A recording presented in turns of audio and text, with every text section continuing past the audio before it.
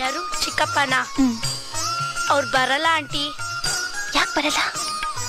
ಚಿಕ್ಕಪ್ಪನ್ ಕಂಡ್ರೆ ತಾತನ್ ತುಂಬಾ ಕೋಪ, ಅದಕ್ಕೆ ತಾತ ಸಮಯದಲ್ಲಿ ಚಿಕ್ಕಪ್ಪ ಬರಲ್ಲ.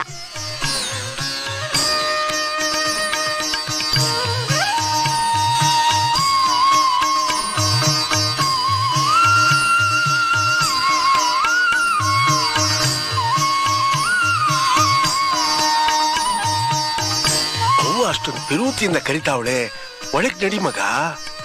ಬೇಡ ಮಾವಯ್ಯ, ನಾನು ಒಳಗಡೆ ಹೋದ್ರೆ ಅಪ್ಪಾಜಿ ಕೋಪ ಬರುತ್ತೆ. ಶುಭ ಕಾರ್ಯದಲ್ಲಿ ನಾನ್ಯಾಕೆ ಅಪಶಕ್ನಾಗ್ಲಿ?